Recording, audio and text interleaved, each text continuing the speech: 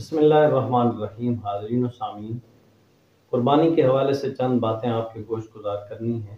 جس طرح اللہ تعالیٰ نے اپنے بندوں کے لیے بعض عبادات کو مخصوص اوقات میں فرض کیا ہے، اسی طرح قربانی بھی ایک اہم عبادت ہے اور اس کو بھی خاص وقت میں فرض کیا گیا ہے۔ اس کی بہت زیادہ فضیلت بیان کی گئی ہے جس کا احاطہ ممکن نہیں۔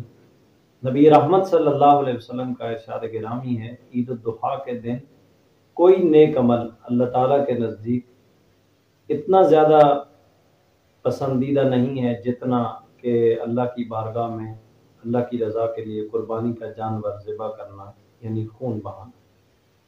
قربانی کرنے والا قیامت کے دن قربانی والے جانور کے سینگ اور اس کے کھر اس کے بالوں سمیت آئے گا۔ نبی رحمت صلی اللہ علیہ وسلم کی حدیث مبارکہ کا مفہوم ہے کہ جب انسان اللہ کی رضا کے لیے قربانی کرتا ہے تو اس جانور کا خون زمین پر گرنے سے پہلے پہلے اللہ اس کے گناہوں کو معاف فرما دیتا ہے۔ قربانی کی مختصر سی تعریف یہ ہے کہ مخصوص جانور مخصوص وقت میں اللہ کی رضا کے لیے قربان کرنا۔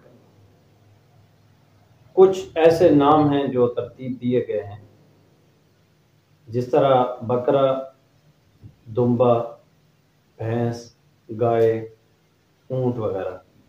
ان کے نر اور مادہ یہ شامل ہیں۔ ان کی مخصوص عمر رکھی گئی ہے، جس سے کم عمر میں ہو تو قربانی کرنا صحیح نہیں ہے۔ مثلا بکرے کی عمر 1 سال اور دمبے کی عمر بھی 1 سال، لیکن اگر دمبا اتنا موٹا تازہ ہو، فربا ہو کہ وہ تو 6 ماہ کا لیکن سال کا لگتا ہو، اس کی قربانی بھی صحیح ہے۔ گائے کی عمر 2 سال، اونٹ کی عمر 5 سال۔ اگر اس سے کم عمر ہے تو پھر قربانی کے لیے صحیح نہیں ہے۔ ہمارے ہاں ایک رواج ہے کہ جب لینے دینے والے آتے جاتے رہتے ہیں تو وہ کہتے ہیں کہ جانور دندہ ہے کہ نہیں ہے، یعنی اس کے دانت چیک کرتے ہیں۔ تو یہ شرط نہیں ہے، شرط ہے اس کی عمر کا پورا ہونا۔ اگر گھر میں آپ نے ایک جانور رکھا ہے اور آپ کو پورا اعتماد ہے، بکرا 1 سال کا ہے، دمبا 1 سال کا ہے یا 6 ماہ کا، گائے 2 سال کی ہے، اونٹ 5 سال کا، اس طرح اگر عمر کا آپ کو اعتبار ہے تو قربانی کی جا سکتی ہے، دندہ ہونا شرط نہیں ہے۔ اسی طرح دن بھی مخصوص رکھے گئے ہیں۔ 10 ذی الحج عید کی نماز کے بعد، اگر عید سے پہلے جانور ذبح کر دیا ہے تو وہ گوشت تو ہے لیکن قربانی نہیں ہے۔ عید کی نماز کے بعد یعنی 10 ذی الحج کو اور 11 ذی الحج، 12 ذی الحج، 12 کے غروب آفتاب سے پہلے پہلے آپ قربانی کر سکتے ہیں۔